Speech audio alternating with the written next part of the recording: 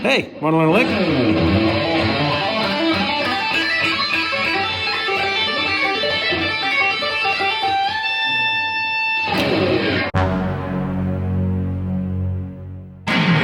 Well, hello there, and welcome back to yet another installment of Rapid Licks.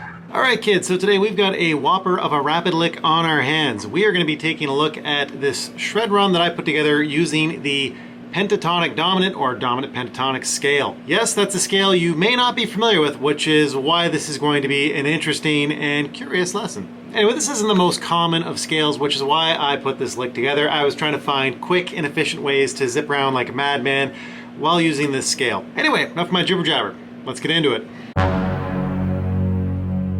Alright guys, just a few things to take care of housekeeping wise before we get going. If you're already familiar with the Dominant Pentatonic scale or the Pentatonic Dominant scale, however you want to call it, go ahead and skip over to where the lesson starts. And if you're not familiar with the Pentatonic Dominant scale or the Dominant Pentatonic, fret not. It's a scale you already know. Seriously, like if you know how to play the pentatonic scale or the major scale, you know how to play this. You just need to omit certain notes. So we're going to be doing this whole thing kind of in A dominant pentatonic, which if you're not familiar with it, sounds kind of like this. Sounds really exotic. Isn't. Literally, the way I'm thinking about this or visualizing it is either as the Mixolydian mode of the major scale, if that sounds like gibberish, don't worry, or just the major scale missing a couple notes and moving one. We'll probably go with that just because that's easier. I mean, yeah, it's not rocket science here. Anyway, and of course, as the name implies, pentatonic means 5, so you already know there's only going to be 5 notes in this scale. Just like that, right? So the way that I'm visualizing this particular scale is if I'm thinking about it as, you know, A major, all I'm doing is I'm omitting my second degree. So I'm not going to play that one. So I play my A. I'm going to jump to my major third, right there, which is on my 4th fret on my A string. I'm going to play my perfect 4th, right there on the 5th.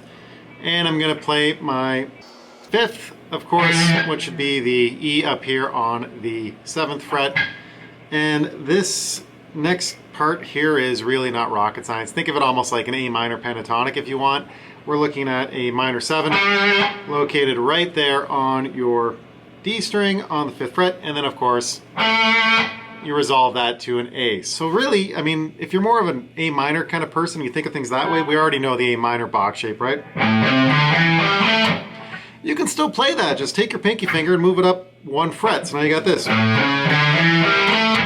Congratulations, you have just learned how to play dominant pentatonic. Seriously guys, it's that easy. You could just look at it that way. Just take your 3rd in the minor pentatonic scale, move it up to a major, and yeah. And that's it. Okay, now another thing I will mention here, and we're not going to really focus on this too much just because this is some theory stuff. Pentatonic just means 5, so there's actually more than one way to play this scale. The way that I'm going to play it, and the way that I'm going to show you how to play it, is just omitting the 2nd scale degree and omitting the 6th scale degree, kind of like your regular A minor pentatonic thing, right? So this. That kind of thing. There is another way you could play this too. I mean, we're obviously doing this, you know, going 1, 3, 4, 5, 6. You could be doing this the way some jazzers like to do it. You could be playing the 2nd scale degree and be going 1, 2, 3, 5. So you're skipping the 4th, and then 7, and then resolving it, of course, your A. Just so you know that it does exist, we're not using that though.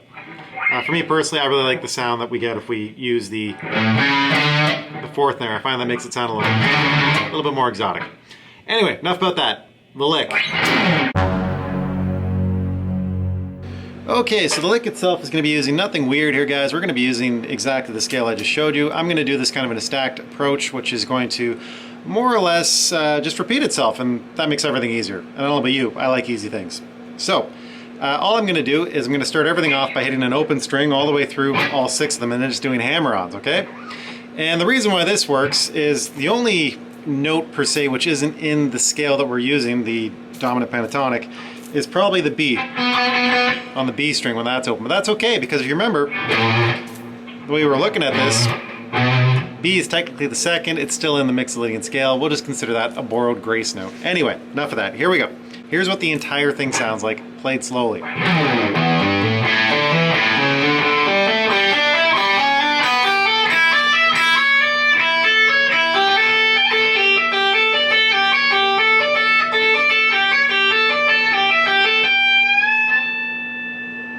Okay? I promise this is actually a lot easier than that looks. All right, so let's take a look at that first lick. All right, so before we get going, I just want to tell you the way that I've actually kind of organized this pattern, and it's going to repeat. The only notes we're going to be looking at are going to be, you know, of course, just your A dominant pentatonic that we already talked about, that thing, or played stretched out if you like. Same thing. But we're going to be starting off on the 7th degree. So we know that's an A. We know that the 7th is going to be back there on the G.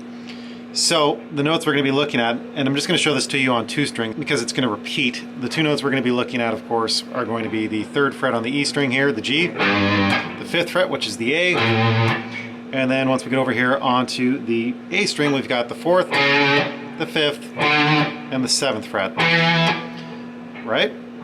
So that's all we're going to be using, and we're just going to be moving this in octaves, okay? So just keep in mind, that's A. Think of that as your root. It is your root. So, to start it off, all I'm going to do, guys, is I'm going to play the E string once, let it ring, hammer on out of nowhere onto the G, on the E string there, hammer on to the A, just like that, okay? That's the first bit of the phrase. Next, I'm going to jump down onto my A string, and I'm just going to pick that one open again. And then from there, I'm going to hammer on to my 5, and then from the 5 to the 7th fret, and then I'm going to pick it again.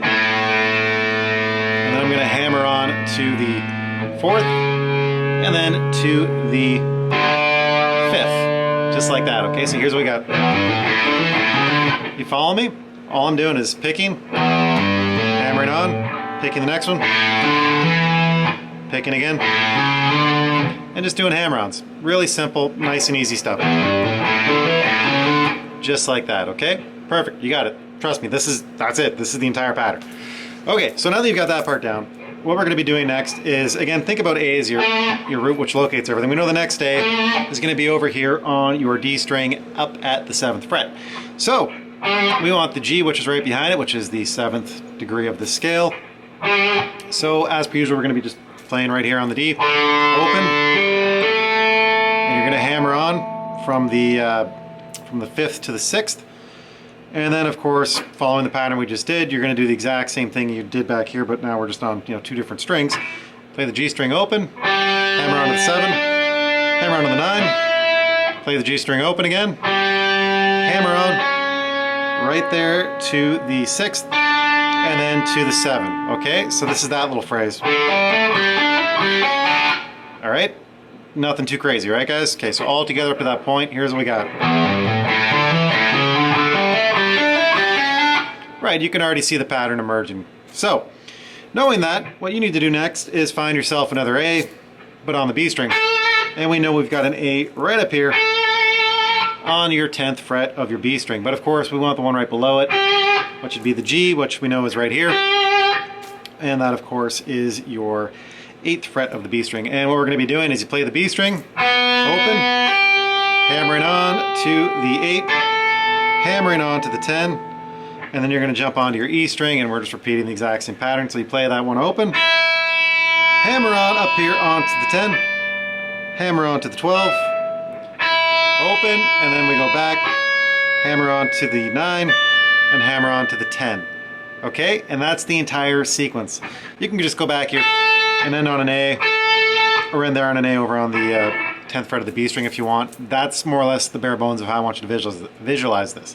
So that last piece altogether sounds like this. I mean, yeah, you could pull off and go to there if you want to resolve there, or you can do the tapping bit, but I'll show you that later on. All right, so that entire phrase should look and sound kind of like this all the way through up until that last part.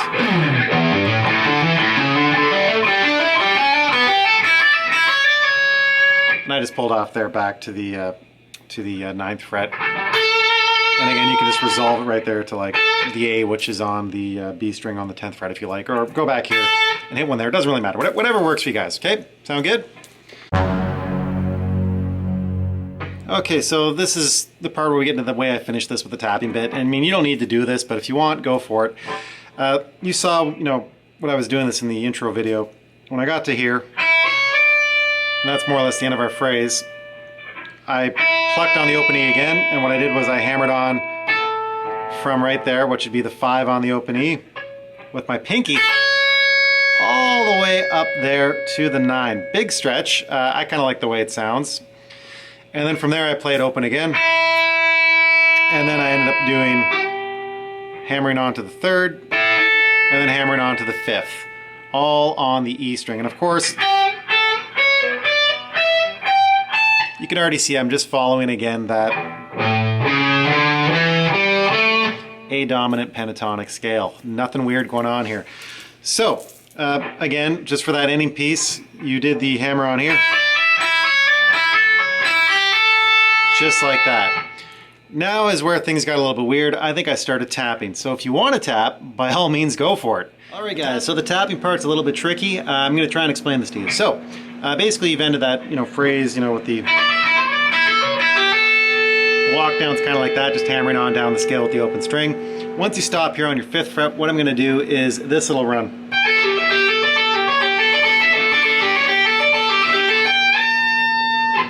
And all I'm doing for that is basically, I'm going to be tapping to start this off right up here on the 15th, releasing that back to the 5, pulling off to the 3, and I'm leaving that open like that. Then I'm going to take my middle finger, you can use whatever finger you want, tap right there on the 12, pull off again, back to the 3, then this time hammering onto the 5. And we're just moving down the scale here, folks, so you know the next one's going to have to be right here, the 10. Tapping on that, pulling off to the 5, releasing back to the 3, and then tapping, of course, right there onto the 9th fret, pulling off, and hammering onto the 5. Alright, now once we've gotten to there, here's what I'm going to do.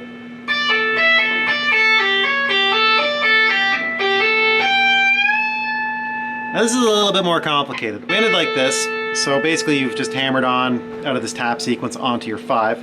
What I'm going to do is I'm going to tap 3 notes without doing anything with my left hand. It's just going to stay on the fretboard. And what I'm going to do is I'm going to tap right here on the 10, like that, up here on the 12, like that, and then back here to the 10 again.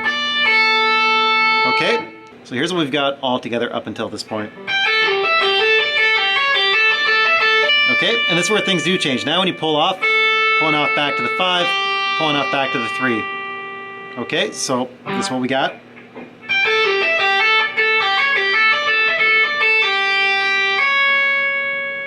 And as you can see right there, I just went over onto my 9, and I'm going to play that like that. And then from there, just moving up the scale again, folks. Same thing, just reverse what we just did. So you can see that that was just a 10, pull off to 5, pull off to 3, then we're up to the 12,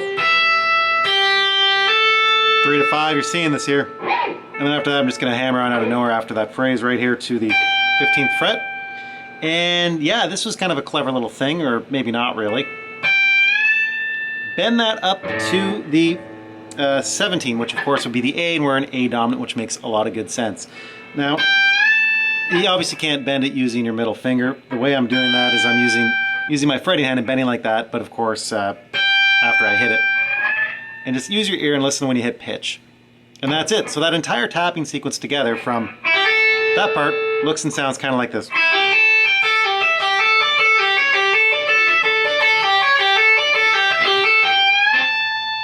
Just like that, right? Okay, let's take a look at the entire thing all together. Here's what the entire thing sounds like, played slowly.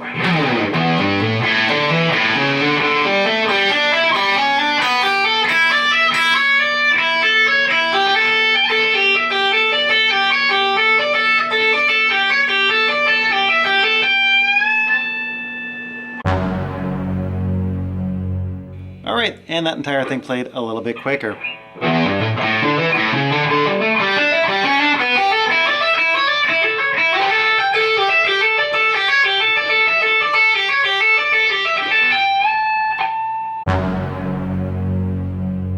Alright guys, maximum effort.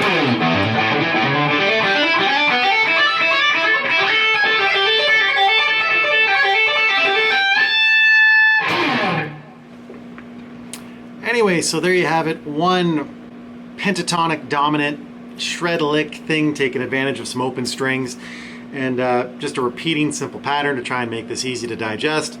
And yeah, weird tap thing I threw in there. I don't know why. It sounded kind of like a Vito Bratta thing in my head, so I kind of like it. But you don't, of course, need to do that. Do whatever you want. You can finish anywhere you like as long as it makes sense musically. Anyway, hope you enjoyed this lick. I hope you have more of a grasp now on pentatonic dominant and how the heck it works. And hopefully you can find a way to incorporate this into your own playing. For me personally, I find whenever you see a dominant chord, that's an opportunity to play pentatonic dominant and sound kind of wacky and exotic without using a scale that's something you don't already know, which is always a bonus, because who wants to learn more?